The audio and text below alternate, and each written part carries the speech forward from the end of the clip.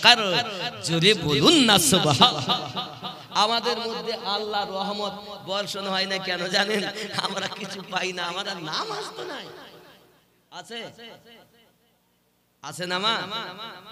এক মাস ছিল রমজান মাসে, রোজাও গেছে আর আমার খাবার নিয়ে ফাতিহাও পড়ি না, খাবার ইফতারের জন্য অপেক্ষাও করি না। 11 মাস আজাও না, ঠিক না? আপনারা যারা বসেছেন কেউ বেনামাজি এখানে নেই, সবাই নামাজি। তবে হিসাব কেউ বছরে 2 বার ঈদের নামাজে যায়, কেউ সপ্তাহে 1 বার জুমার নামাজে যায়, কেউ দৈনন্দিন 5 বার 5 ওয়াক্ত নামাজে যায়, আবার কেউ তাহাজ্জুদ নামাজ পড়ে, আবাবিন পড়ে, ইশরাক পড়ে। বাবাজি এমন করে বিভিন্ন ইবাদতের সঙ্গে জীবন কাটায়। নামাজি সবাই, তবে হিসাবটা এরকম পাওয়া যায়। এই নওদা গ্রামে আমি অনেকবার এসেছি, আজও আল্লাহ আনিয়েছেন।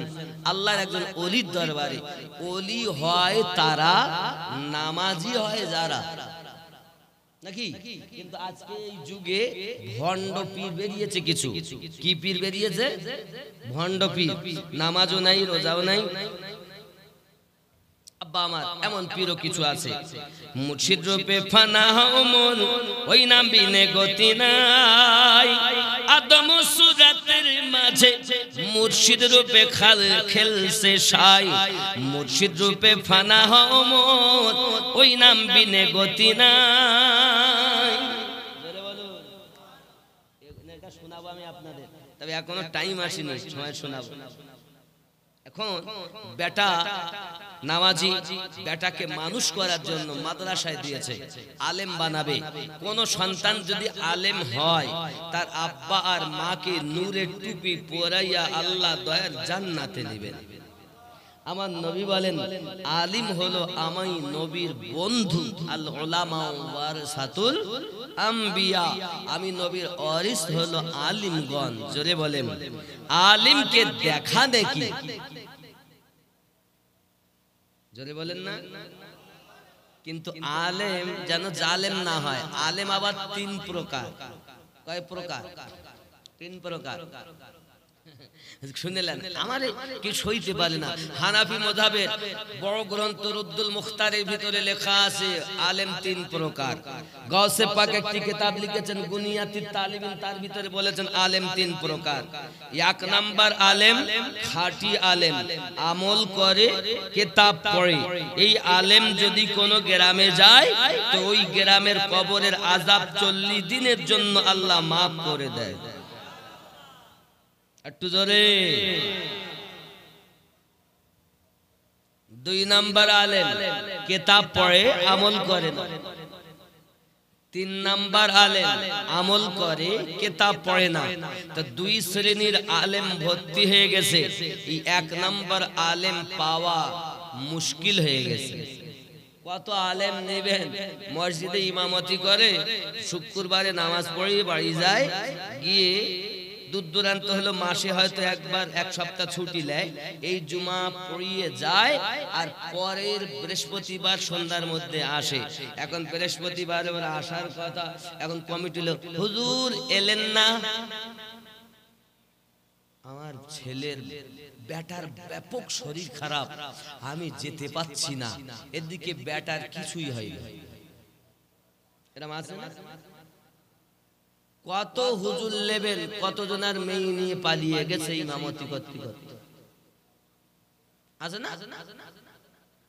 আমি ভুল বলতেছি?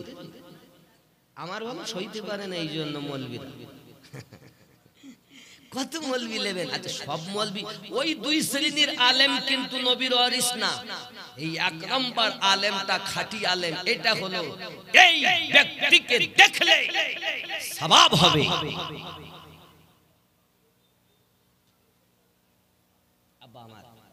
খুব ভালো করে বোঝেন। এখন বেটাকে মাওলানা পড়তে দিয়েছে, বেটা মাওলানা পড়ে, মাদ্রাসায় পড়ে, ইলমে শরিয়াত পড়াশোনা করছে, কোরআন শরীফ শুরু করলো আমোদনামায়, বাবা মিজান, মুনসাইব, নহমিদ, হেদায়েতুন নূহ, কাফিয়া, এইবার সারে জামি, মেশকাত এক এক করতে করতে একদম সহিহ মুসলিম, বুখারী পড়ে আলেমের পাগলি লিয়েছে। একদিন ওই আপনার মসজিদের বারান্দায় বসে একটি কিতাব পড়ছে, কিতাবটার আরবিতে নাম হলো নাফে, যার বাংলা অর্থ উপকারকারী। ওই কিতাব পড়তেছেন, হঠাৎ একজন আল্লাহওয়ালা মানুষ এসে হাজির হয়ে গেছে। বাবা তোমার নাম? আমার নাম ফরিদ। তুমি কি পড়ছো বাপ? একটি কিতাব পড়ছি যার অর্থ উপকারকারী। বাবা ওই কিতাব তোমার উপকার করেছে? হুজুর আমি এখনো বুঝতে পারিনি। তিনি বলছেন বাবা এটি অর্জন করছো তুমি ইলমে শরিয়াত, আর তোমার এখন প্রয়োজন ইলমে মারিফাত। বাবা তুমি এখন ওই কিতাব পড়া বাদ দিয়ে আমার সঙ্গে চলো। জোরে বলুন। তিনি বলছেন আমি আপনার সঙ্গে যাব না, আমি আপনার সঙ্গে যাব না। কেন যাব না? আমার দুনিয়াতে মা আছে, আব্বা তো নাই, মা জননী বেঁচে আছেন। আমার মায়ের কাছে আমি হুকুম নেব, তারপরে যাব। আর আমি হলে কি বলতাম, মা দরকার নাই, লাভ যখন আপনার সঙ্গে যাব, কিন্তু মায়ের খেদমত দরকার আছে না নাই? কথা বলেন। বাপের খেদমত দরকার আছে না নাই? আজ মা আমাদের কাছে লাঞ্ছিত, অপমানিত। কত মা বৃদ্ধাশ্রমে রয়েছে, বিবিকে নিয়ে আনন্দ করে, মাকে ভাত দেয় না। মা বাবার কথা মতো যে জন চলে না, আল্লাহ নবীজির দিদার সে জন পাবে না। হায় রে আল্লাহ নবীজির দিদার সে জন পাবে না। মা বাবা অতি আপন, দিন থাকিতে করো যতন, তিন কথার সাথী পাইয়া ভুলে যেও না, আল্লাহ নবীজির দিদার সে জন পাবে না। ঠিক কি না? বিবি পেয়ে মা বাবা ভুলে গেল, মনেই নাই। তুমি তোমার মাকে কষ্ট দিও না। যুবকরা আমার এমনি করে ফরিদ বাড়িতে চলে গেলেন। মা জননী ডাক দিয়ে বলছেন বাবা ফরিদ কথা বললে না, কিছু করলে না, হঠাৎ করে তুমি খবরও পাঠালে না, মাদ্রাসা থেকে কেন বাড়ি এসেছো? ফরিদ ডাক দিয়ে বলে আম্মা আমার মনের ভিতরে জ্বালা, আমার মনের ভিতরে যন্ত্রণা। কি যন্ত্রণা বাবা? আমি মসজিদের বারান্দায় কিতাব পড়তেছিলাম, একজন আল্লাহওয়ালা মানুষ, বুজুর্গ মানুষ আমাকে বলেছে বাবা ইলমে মারিফাত শিক্ষা করতে হবে। মা আপনার কাছে আমি জানতে এসেছি, ইলমে মারিফাত যদি আমি না শিক্ষা করি আমি কি প্রকৃত জ্ঞানী হতে পারবো না? মা ডাক দিয়ে বলে বাবা যিনি এই কথা বলেছেন তিনি সত্যি কথা বলেছেন। ইলমে শরিয়াত আর ইলমে মারিফাত দুই রকম বিদ্যা অর্জন করলে তাকে প্রকৃত জ্ঞানী বলা হয়।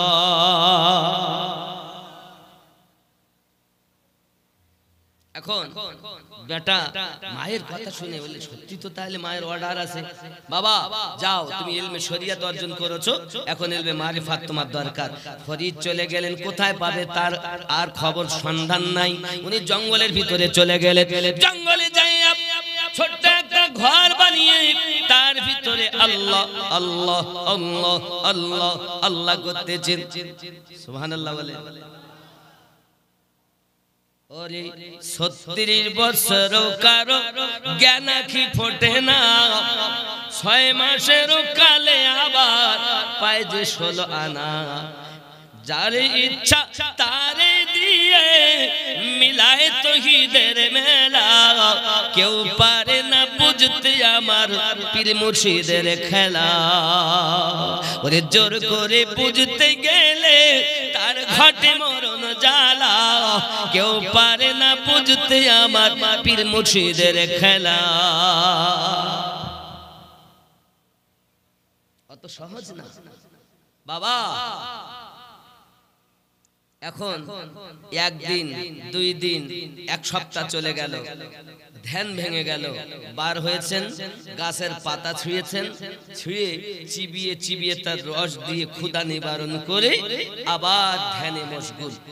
আল্লাহ আল্লাহ আল্লাহ, বিভোর রাত দিন, কোন সময় আরাম নাই। শীতকালেও আরাম নাই, গরমকালেও আরাম নাই, দিন রাত একরকম আল্লাহ আল্লাহ করে। 1 বছর নয় 12 বছর হয়েছে। জোরে বলে আমরা কদিন ইবাদত করেছি গো, বিশাল বড় হুজুর হইয়েছে। ওরে বাবা, হুজুর নামাজ নাই, এরকম আছে না? নাই। দিনের নবীর মুখের বাণী যাবে কি আর ফেলা, বেনামাজি পীর হবে শয়তানেরই চেলা। দিনের নবীর মুখের বাণী যাবে কি আর ফেলা, বেনামাজি পীর হবে শয়তানেরই চেলা।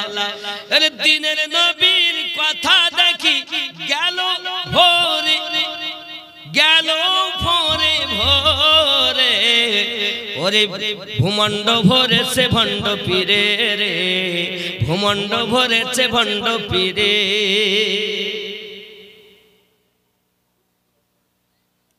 দিনের নবী মুখের বাণী আসিলে ঘর কলি, ঘরে ঘরে দেখা দিবে সহশত ওলি। আছে না এখন সহশত ওলি, আছে না? নাই।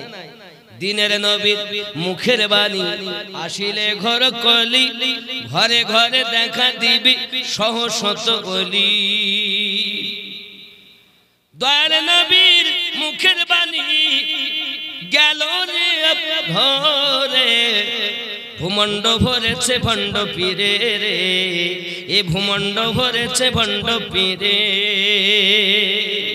এই ভণ্ড পীরের জ্বালায় আসল পীর ভিক্ষা পায় না। সংক্ষিপ্ত কথা, মজনুরে ভালোবাসে, লাইলিকে ভালোবাসে মজনু। এখন মজনু পাগল লাইলি, রাস্তায় মজনু বলে আহারে মজনু আমাকে এত ভালোবাসে, আমি একটু তাহলে দুধ খাওয়াবো। এই আয়োজন করে দাসীকে বলেছে আমার মজনুকে দুধ দিবি। এই সংবাদটা বাইরে শুনেছে, শোনার পরে ও মজনু সেজেছে, গায়ে ছেঁড়া জামা কাপড় পরে গিয়ে রাস্তার ধারে জঙ্গলের মুখে বসে রয়েছে। লাইলি দুধ বোতল নিয়ে গেছে, পাত্রে নিয়ে মনে হয় এই মনে আসল মজনু, দুধটা দিয়ে লেন দুধ খান। ভালো একটা ব্যবসা, আমতলায় মজনু, বেলতলায় মজনু, বটতলায় মজনু, নিমতলায় মজনু। এসে ওগো লাইলি তোমার মজনু তো অভাব নাই, সব তো দুধ খাওয়ার জন্য। লাইলি ওই দেখ কাজ কর, একটা পাত্র লে যা আর চাকু নিয়ে যা, দিয়ে গিয়ে বল যে লাইলির শরীর খুব খারাপ, এক পেয়ালা রক্ত চেয়েছে, রক্ত। বুঝেছেন? এখন দাসী করলো কি, ওই পাত্রটা নিয়ে গিয়ে বলছে ও মজনু ভাই, লাইলির শরীর ভালো না, এক পেয়ালা রক্ত চেয়েছে, চাকু আর পেয়ালা পাঠিয়ে দিয়েছে। তখন মজনু বলছে আমি রক্ত দিয়ে দুধ খাই না।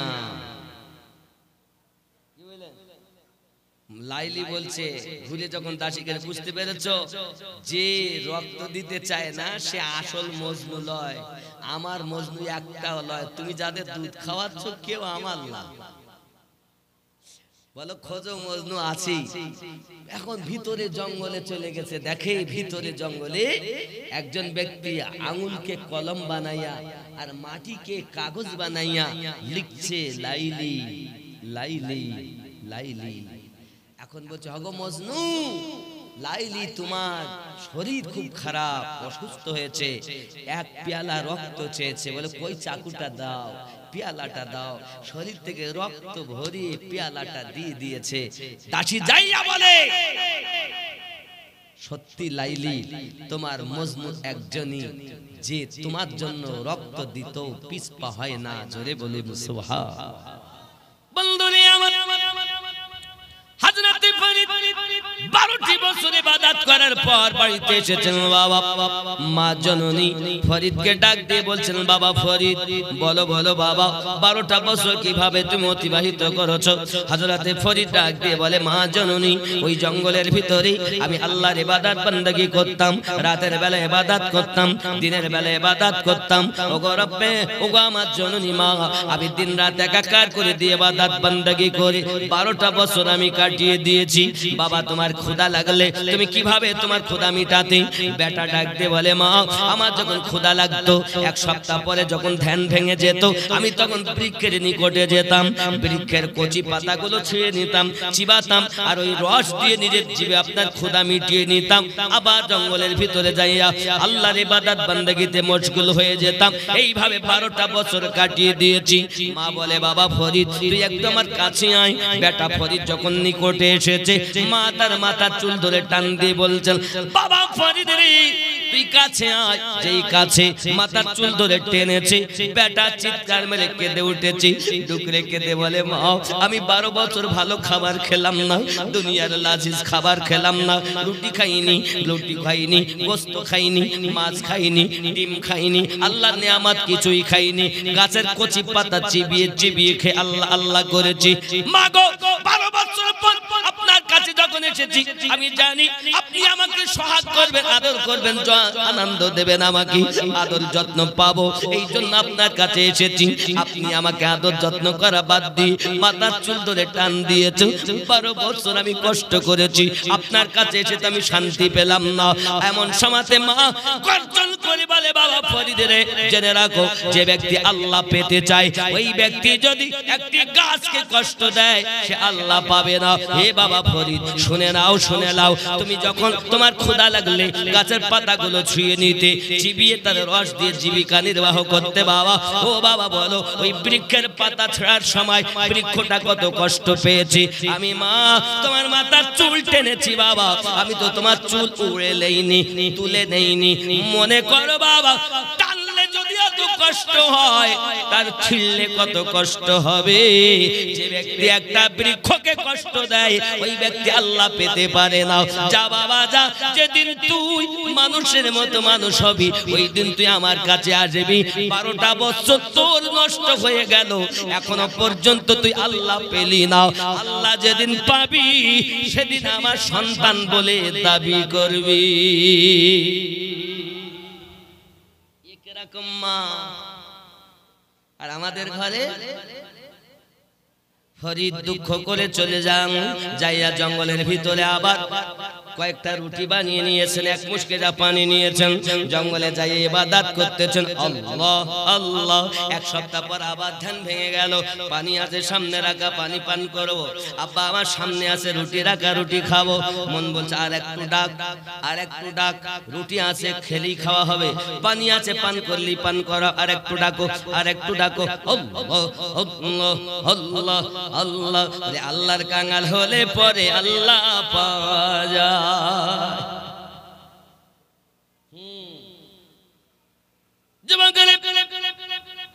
ফরিদ 12 বছর আবার কেটে গেল, মায়ের কাছে এসেছেন, রুটি ওইভাবে রাখা, পানি রাখা। আপনার ব্রেন হয়তো এখানে চক্কর খেয়ে যাবে। আমিনুদ্দিন ভাই এই কথা কি কখনো মেনে নেওয়া যায়? কেমন করে মানবো? 12 বছরের রুটি নষ্ট হয় না। একদিন আমরা রুটি রাখলে শুকিয়ে হাড় হয়ে যায়, 12 বছরের রুটি নষ্ট হয় না। বাবারে রুটি নষ্ট হবে না আল্লাহ পাকের দয়ায়। যেমন আল্লাহ কোরআন থেকে আপনি প্রমাণ পাবেন, আল্লাহ পাকের কোরআন থেকে প্রমাণ নেন। একজন আল্লাহ পাকের নবী ছিলেন, বাবা বাপের বয়স 20 বছর, বেটার বয়স 100 বছর। আরে শুনি আপনাদের রাগ হবে না? ছেলে 100 বছরের আর বাপ 20 বছরের কোনদিন হয়? আল্লাহ পারে না? কথা বলেন না কেন? আল্লাহ পারেন? আপনি হয়তো বলেন হুজুর তাহলে কে? আল্লাহ নবী হযরতে উযাইর আলাইহিস সালাম। জোরে বলুন সুবহানাল্লাহ। হে বাবা, এখন উনি এক সময় আঙ্গুরের রস আর একটি গাধা রেখে শুয়ে পড়েছেন, এক ঘুমে 100 বছর পার। তখন ওনার বয়স ছিল 20 বছর, একটা বেটা, বুঝেছেন?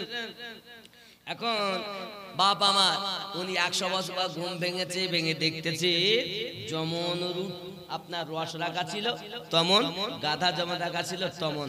তো 100 বছরেও ওই আঙ্গুরের রস আমরা এই সকালবেলা যদি ফল ছিলি, সন্ধ্যাবেলা বলে ওই বিষাক্ত হয়ে গেছে, ফল খাওয়া যাবে না, বলি না?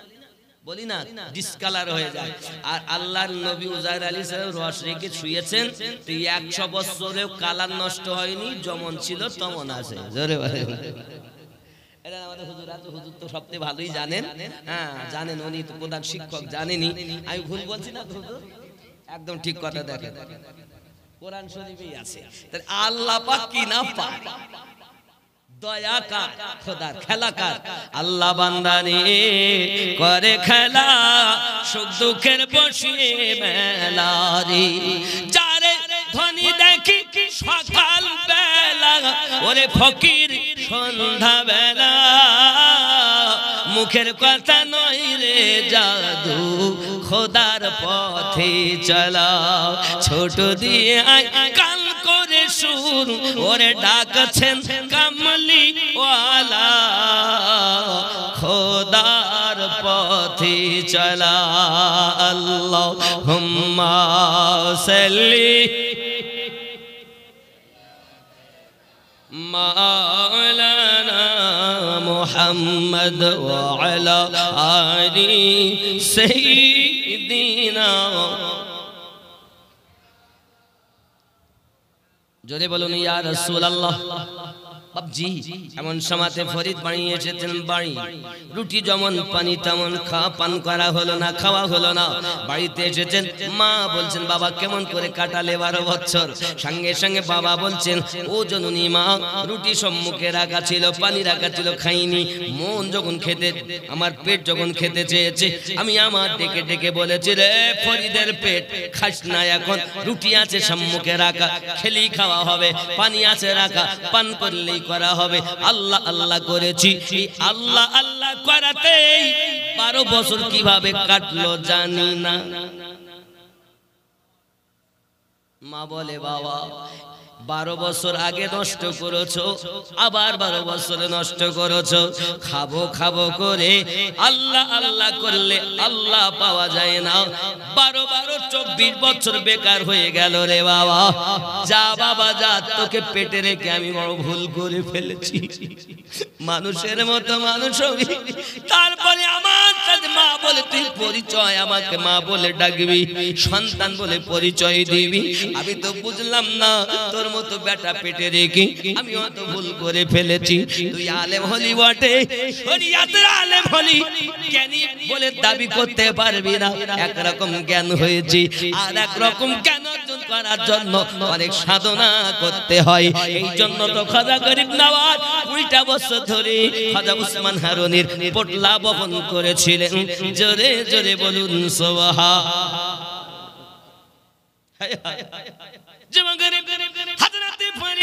আবার জঙ্গলে চলে গেলেন।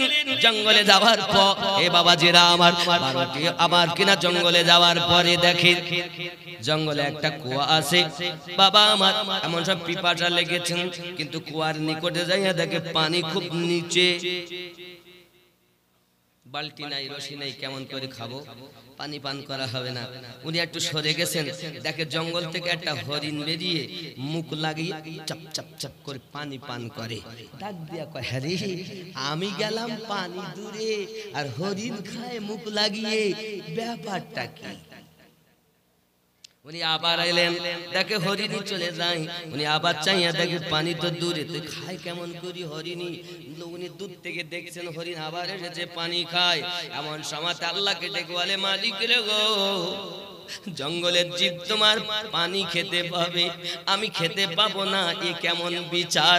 এলাহাম হচ্ছে ফরিদ, এই জঙ্গলের জীবগুলো আমি আল্লাহর প্রতি ভরসা করি, তাই পিপাসা লাগলে যখন কুয়ার নিকটে আসে, আমি আল্লাহ কুয়ার পানিগুলো কানায় কানায় করে দে। তোর ভরসা হলো বালতি আর রশির উপরে, এই জন্য তোকে বালতি রশি জোগাড় করি পানি তুলতে হবে।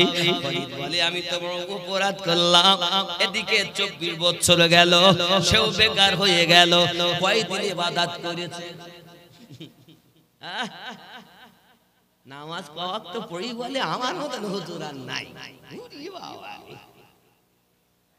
ও যুবকরে হযরত ফরিদ করলেন কি এবার নিজেকে মনকে শাস্তি দেওয়ার জন্য নিজে মনের সঙ্গে যুদ্ধ করার জন্য ওরে এই জন্য বলা হয়েছে ওরে নবী ওলি জীবন ভরে মনের সঙ্গে যুদ্ধ করে রে তবে নিজে মনকে ধরে মানুষকে মানুষ হওয়া চায় আল্লাহ বলে যুদ্ধ এখন মনের সঙ্গে করতে হবে ভাই ভাইতে যুদ্ধ করছো গ্রামে এ পাড়া ও পাড়া মারামারি করছো না মনের সঙ্গে যুদ্ধ করো আল্লাহ ওয়ালারা তাই করেছেন এইরূপ ভাবে ওনারা যুদ্ধ করি আল্লাহ পেয়েছেন নবী পেয়েছেন জোরে বলুন সুবহানাল্লাহ বাবজি আমার ফরিদ করলেন কি একটা গাছের গুড়ি মানে মোটা একটা গাছ মোটা গাছ এই মোটা গাছ কুয়ারে মাথা দিয়ে পায়ে রশি বাঁধলেন মাথাকে নিচু করলেন করে আপনার ডাক দে মালিক আমার আমি জীবনে মনে কত ভুল করেছি আল্লাহ আমি 24 বছর নষ্ট করে ফেলেছি তুমি যদি বাঁচাও আমি বাঁচবো আমাকে যদি মারো আমি মরবো ওগো আমার মালিক আমি চাই না দুনিয়ার কোনো নেয়ামত তুমি আমার আপন করে নাও আল্লাহ তুমি আমার রিজক দাতা তুমি আমার হায়াত দাতা তুমি আমার মরণ দাতা আল্লাহ তুমি যা করবে তাই হবে এখন পা হলো উপরে মাথা হলো নিচে আল্লাহ আল্লাহ আল্লাহ আল্লাহু লা ইলাহা ইল্লাহু জোরে কোন সুবহানাল্লাহ ইনি হলেন চিশতিয়া তরিকার একজন বড় তাপস আল্লাহর ওলি জোরে বলুন সুবহানাল্লাহ এখন ফরিদ মাথা নিচু আল্লাহ আল্লাহ করছেন একদিন দুই দিন তিন দিন এমনি করে 1 মাস 2 মাস 1 বছর 2 বছর 5 বছর এই করতে করতে 12 বছর পুড়ে যাবে ওইভাবে ঝুলে আছে ঠান্ডা গরম শীত আল্লাহর দয়া পায় ঝুলি আছে জঙ্গলের ভিতর থেকে কাক বেরিয়েছে কাক বেরিয়ে বলে ফরিদ আমি ক্ষুধার্ত আমাকে খেতে দাও ফরিদ বলে আমি কি খেতে দেব তোমার দেহে তো অনেক খাবার আছে আমাকে দাও এখন কাক বাহুর উপরে বসেছে বসে বলছে ফরিদ খেতে দাও বলে খা আমার দেহে অনেক খাবার যেই ঠোঁট মারে খট করে আওয়াজ হয় গোশত তো নাই হাড্ডির সাথে চামড়া লেগে রয়েছে গোশত সব শুকিয়ে গেছে কাক বলছে ফরিদ গো তোমার গায়ে তো খাবার পাচ্ছি নে তা তোমার যদি চোখ দুটো আল্লাহ দেশে ওই চোখ যদি একটা আমার খেতে দিতে তা আমার ক্ষুধাটা মিটে যেত ফরিদ ডাক দিয়ে বলে আল্লাহ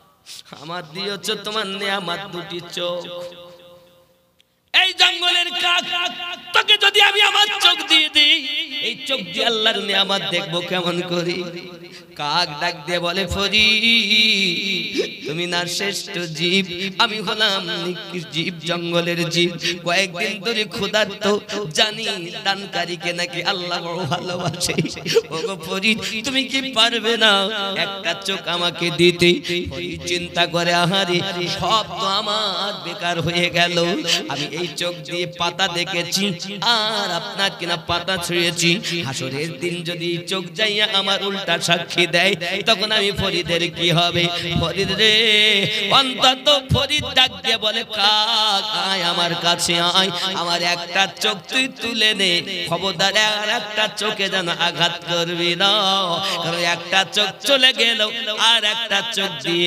খোদার নিয়ামত দেখতে পাবো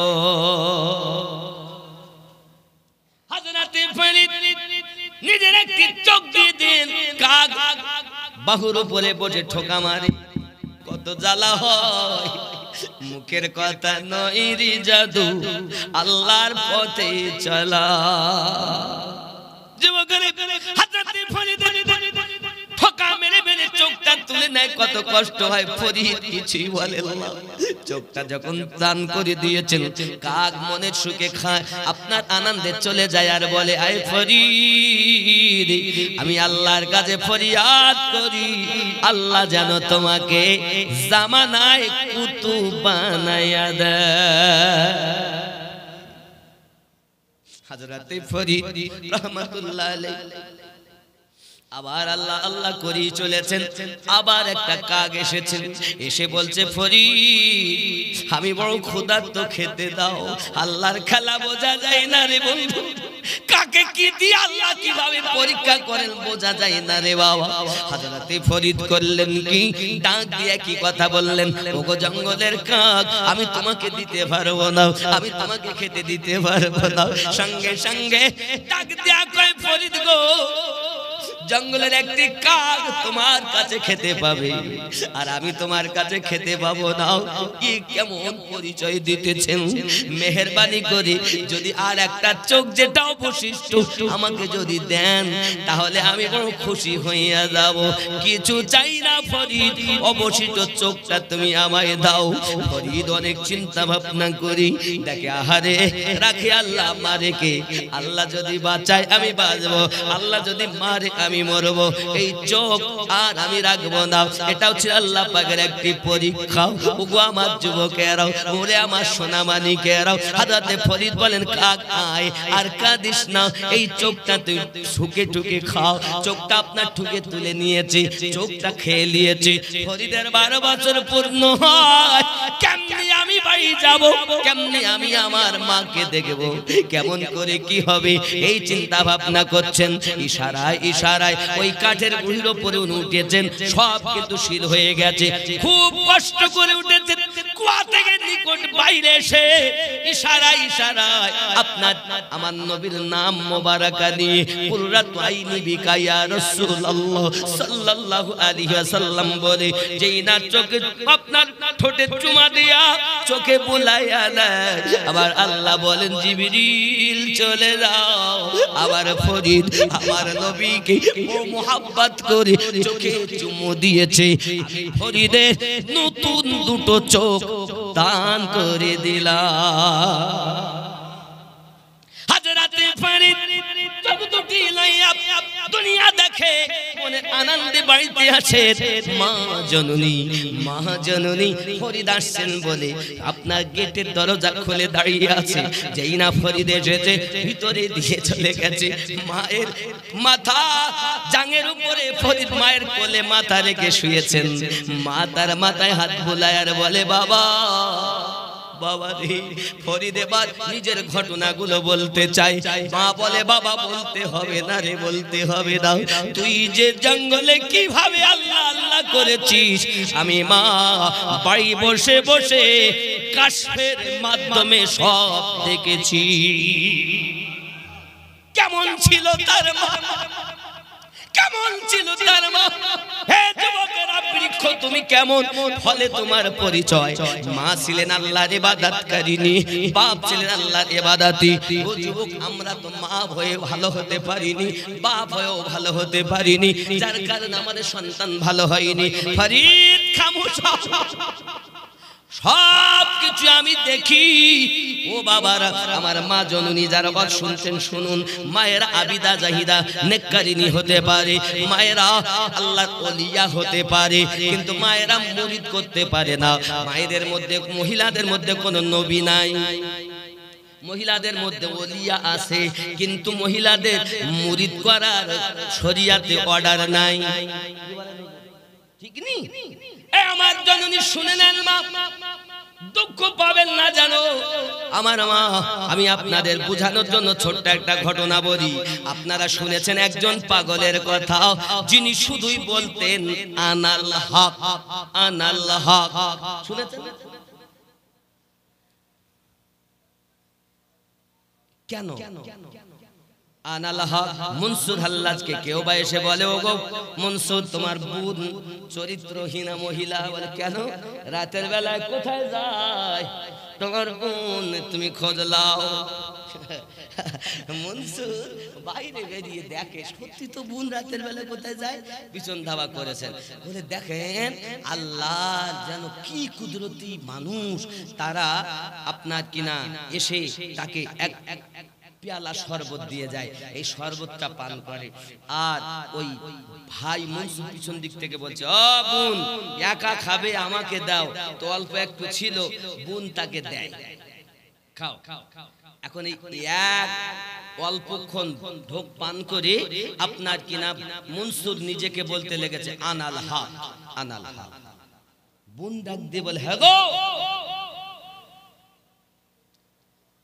আমি কতদিন ধরে এই প্রেমের সুধা পান করি, কোনদিন বললাম না আর তুমি অল্প পান করি নিজেকে সামলাতে পারলে না, নিজে আল্লাহ বলে পরিচয় দিলে, আল্লাহকে কলঙ্কিত করে ফেললে, নিজেকে লজ্জিত অপমানিত করে ফেললে, শরিয়াতের বাজারে এমন একটি কথা বলে দিলে যে শরিয়াতে তোমাকে কাফের বলবে, আনাল হক বললে, এই কথা তুমি করলে কেমন করে? প্রসঙ্গক্রমে আমি আপনাদেরকে এটাকে আরেকটা দলিল দিয়ে প্রমাণিত করতে চাই। আপনারা শুনেছেন নবী মুসা আলাইহিস সালামের কথা, শুনেননি? মুসা নবী বলেন আল্লাহ আমি আপনাকে দেখব, আমার আল্লাহ বলেন তুমি সইতে পারবে না। নবী মুসা বলেন আমি দেখব, আল্লাহ পাক লান তারানি, দেখবো আল্লাহ সইতে পারবে না। যে নবী মুসা নবী খুব জালালি ছিলেন, রাগান্বিত ছিলেন। আল্লাহ বলেন ঠিক আছে যাও তুর পাহাড়ে, সংক্ষিপ্ত কথা তুর পাহাড়ে গেলেন। তুর পাহাড়ে যাওয়ার পর আল্লাহ পাক একটা সেফাতি জ্যোতি দিয়েছেন পাহাড়ে, আর মুসা নবী বেহুশ হয়ে পড়ে গেছেন। বেহুশ হয়ে যখন পড়ে গেছেন, বেহুশ হয়ে পড়ে যাওয়ার পর যখন মুসা নবী 3 দিন থাকলেন, 3 দিন 3 রাত, 3 দিন 3 রাত পর মুসা আলাইহিস সালাম আল্লাহ সেফাতে নূরের প্রশংসা যখন করতেছেন, বাবা নবী মুসা নবী যা কথা বলেন গাল দিয়ে তার আগুন বার হয়, আগুন গাল দিয়ে আগুন বার হয়, যেদিকে তাকে আগুন ধরে যায়। যে কথা বলতে গেলেই হা করলেই আগুন বার হয়, আর যেদিকে দেখ সেই দিকে আগুন ধরে যায়। আগুন যখন ধরে যায় নবী মুসা আলাইহিস সালাম পরেশান। আমার আল্লাহ পাক আল্লাহ তাআলা বলেন নবী মুসা আমি আল্লাহ পাক আল্লাহ তাআলা সেফাতি নূর দিলাম, তুমি সইতে পারলে না। তবে জেনে রাখো আমি তোমাকে একটা সংবাদ দেই, আমার আখিরি জামানায় আমার হাবিবের উম্মতের ভিতরে এমন কিছু দরবেশ থাকবে, প্রতিদিন আমি আল্লাহ পাক আল্লাহ তাআলা তাকে 70 বার করে এরকম নূরের ঝলক 70,000 পর্দা তুলে তাকে দিদার দেব। দরবেশ দরবেশ দরবেশ, তবু তারা সইতে থাকবে, কখনো কিছু বলবে না, তারা সহ্য করতে পারবে। ওগো নবী মুসা জেনে রাখো তাদের ভিতরেও প্রেম আছে, জেনে রাখো তাদের ভিতরে মোহাব্বত আছে। আমার হাবিবের উম্মতের ভিতরে দরবেশ যারা হবে তাদের ভিতরে এই অগ্নি জ্বালা থাকবে, প্রেমের আগুন থাকবে। আয় নবী মুসা যদি তোমার মুখে এই জিনিসটা আগুনটাকে তুমি নিভাতে চাও, কোন দরবেশ ব্যক্তির পরিহিত জুব্বার এক টুকরা কাপড় মুখে বেঁধে লাও, তোমার মুখ থেকে আগুন বার হওয়া বন্ধ হবে। যুবক আমার, আল্লাহর নবী মুসা আলাইহিস সালাতু সালাম তাই করা হলো। এই আখেরি জামানার নবীর উম্মতের ভিতরে কিছু দরবেশ এমন আছে বাবা, লক্ষ লক্ষ দরবেশ আল্লাহ দুনিয়ায় দিয়েছেন। আমি আপনাদেরকে সংক্ষিপ্তভাবে বোঝাতে চাচ্ছি। এই ভারতের মালিকানা, ভারতের ভিতরে দায়িত্ব আল্লাহর অর্ডারে রাসূলুল্লাহ খাজা গরিব নওয়াজকে দিয়েছেন। ভারতের রাজাকে খাজা গরিব নওয়াজ। ও দিন বাকি নাই, মোদির গদি উল্টাতে দেরি নাই। ওরা যদি বলে এটা বড় ষড়যন্ত্র, আজ মানুষ তোরা মিছিল মিটিং করে দিবি, পিছন দিক থেকে আমরা হামলা চালিয়ে মুসলমান তোদের ধ্বংস করব, এটা কিন্তু এদের চালাকি। ওরে আমার যুবক, 6,40,000 একর জমি অকাপ সম্পত্তি তারা দখল করেছে। জালিম সরকার আমাদের হয়েছে, এই জালিম সরকারের আপনার কিনা গদি উল্টাতে দেরি লাগবে না। জানা উচিত আল্লাহর ওলিদের খাটিয়ার তলায় পানির পাত্রে তো জামানার রাজার রাজত্ব ভরা থাকে। মুসলমানদের খেলো না মনে করে। বাবা আমার, আমি জিহাদি কথা বলি না, তবে এতটুকু কথা বলি, প্রেমের কথা, সময় এমন এসেছে, জিহাদের সময় এসেছে। তবে জিহাদের জন্য আমাদের তৈরি হতে হবে না, বিশ্বযুদ্ধে একবার হবেই, আর এর জন্য আল্লাহ সেনা সৈন্য নিযুক্ত করে রেখেছেন। জোরে বলে, আল্লাহ নিযুক্ত করে রেখেছেন সেনা, চিন্তা নাই। আব্বা আমার হাও গিলতে গিলতে এত গেলা গিলে ফেলেছে। আব্বা দেখুন ইতিপূর্বে কি বললো, তালা, সে নিজের একটা বউ রাখতে পারেনি, ও অন্য বউ নিয়ে চিন্তা ভাবনা করছে। একটা নিজের বউ তো রাখতে পারিনি, মোদী সরকারের বউ আছে, নিজের বউ তো একটা বউ তো রাখতে পারি না। জনগণ আমাদের বউদের চিন্তা ভাবনা করছে। আল্লাহ আমাদেরকে খাওয়ায় কে? আমাদেরকে বাঁচিয়ে রেখেছেন কে? তার দয়াতে বাঁচি। যাই হোক, চিন্তা নাই, আমরা সব এক হয়ে মুসলমান, এক হয়ে একই আওয়াজ দেব, আমাদের নবী এক, আমাদের ধর্ম ইসলাম, ইসলামের আলো, ইসলামের আলো, আল কোরআনের আলো, নবীর প্রেমের আলো, হৃদয়ে মাঝে জালো নবী পাকের প্রেমের আলো। প্রেমিক লাভ আছে, চিন্তার কারণ নাই। যুবক অবিলম্বে আমাদের শেষ করে ফেলেছে বাপ। আর এ কথা আসাদুদ্দিন ওয়াইসি অনেক দিন থেকে বলতেছে, আর বাপের বেটা এমনকি ছেড়ে বলতেছে। আর ওরা কি বলল? সরকারের আইন টাকলা টাকলা টাকলা বলেছে হুজুর। এ সরকারের আইন মানতেই হবে, সবকে মানতে হবে। ও টাকলা জানে এই দুনিয়া আল্লাহর আইনে চলে, নবীর আইনই চলে, ওর আইন মানতে। আমরা দুনিয়ার কোন সরকারের আইন মানি না, রাসূলুল্লাহর আইন, আল্লাহর আইন ছাড়বো না। সরকারের আইন মানতে রাজি, তবে যেটা গ্রহণযোগ্য, অগ্রাহ্য আইন সরকারের আমরা মানতে পারবো না। আর ও টাকলা, একে তো মাথার টাক সব উঠে গেছে, চুল একটাও নাই, অত্যাচারী জালিম কুত্তার বাচ্চা। তুই বলিস কেমন করে যে সরকারের আইন মানতে হবে? এ সরকারের ইস্তফা আমরা চাই। এখন যদি ভোট করে না তো বাপ আমার একদম 24 ঘন্টার মধ্যে ওই একটা ভোট মুসলমানের পাবে। আপনাদের রঘুনাথগঞ্জে কি হইলো? 3টে গাড়ি পড়েছে, মার্ডার হয়েছে, হয়নি? কি মনে করেছেন? কেউ বলছে করিস না করিস না, ভিতরে সব এক বলো। জেনে নাও, আমার কথা শুনে রাগ করবে বলো সব, কিন্তু কিছু করার নেই। কাকে আপনি ভোট দিয়ে তুলেছেন ওপরে? আব্বা আমার আমাদেরকে প্রথম থেকে ইসলামের ইতিহাস পড়ে দেখুন, সবাই আমাদের কাটতে চেয়েছে, তো ইসলামকে যত কেটেছে তত বেড়েছে। এটা হলো খেজুর গাছের মতো ইসলাম ধর্ম, একে যত কাটে তত লম্বাই হয়। জোরে বলে, এমন মর্দে মুজাহিদ বেরিয়ে যাবে, দেখতে পাবে।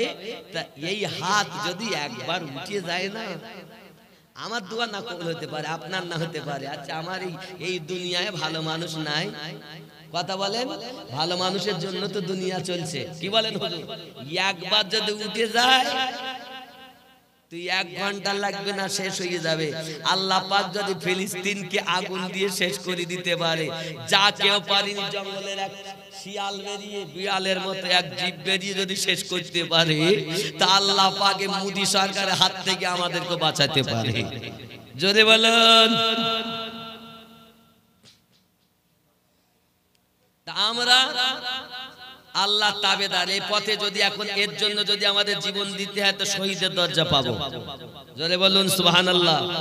কারণ এটা যুদ্ধ এমন জায়গায় এসেছে, যদি আমাদের মসজিদ এসে ভাঙে, এখন তাহলে আমাদের বাবার মাজার যদি এসে বলে দখল করিলে, আচ্ছা আমরা নওদার লোক দেব?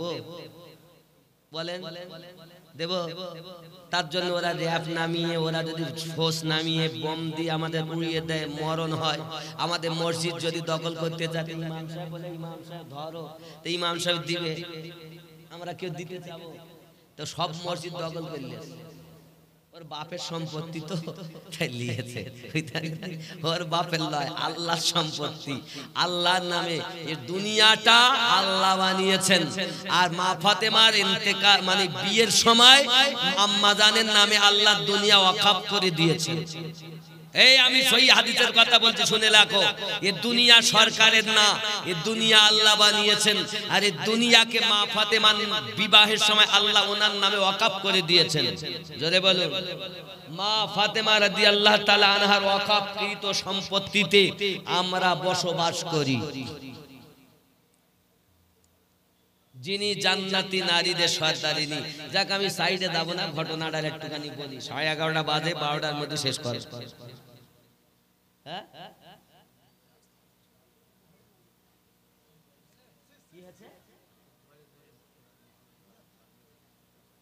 না, সম্ভব না, আমি মানুষ, আমার গলায় ব্যথা, আমি অপারেশন করতে যাব, এই কারণে আমি 2 ঘন্টার বেশি নয়, সেখানে আরো 8 ঘন্টা বেশি করছি। আপনি জানেন না, আমি 24টা রোজা পর্যন্ত ব্যাঙ্গালোরেই ছিলাম।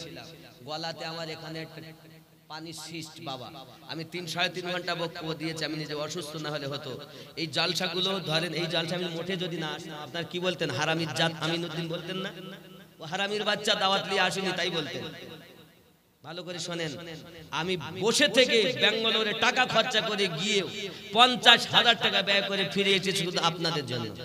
যেগুলো জলসা নেওয়া আছে, আমি যদি না যাই, আর আমি অপারেশন করলেই আমাকে 2 মাস রেস্ট দরকার, তাহলে আমি আপনাদের জলসাগুলো আসতে পারতাম না।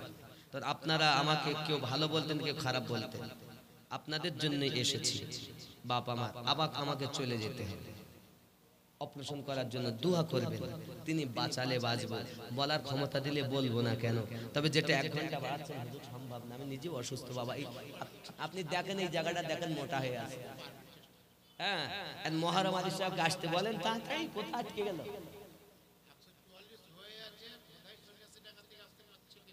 একটু চেষ্টায় থাকেন বাবা, 144 তো জারি হবেই, যা ভাব কেবল তো গানতে শুরু হয়েছে, কত কি হয় ভিতরে ঢুকলেই মরণ।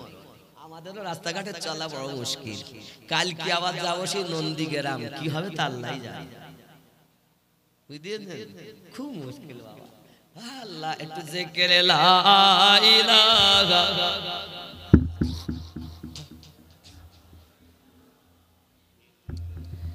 লা ইলাহা ইল্লাল্লাহ মুহাম্মাদুর রাসূলুল্লাহ। লা ইলাহা, একটু জোরে লা ইলাহা, সবাই মিলে বলেন লা ইলাহা, লা ইলাহা ইল্লাল্লাহ মুহাম্মাদুর সাল্লাল্লাহু আলাইহি ওয়াসাল্লাম।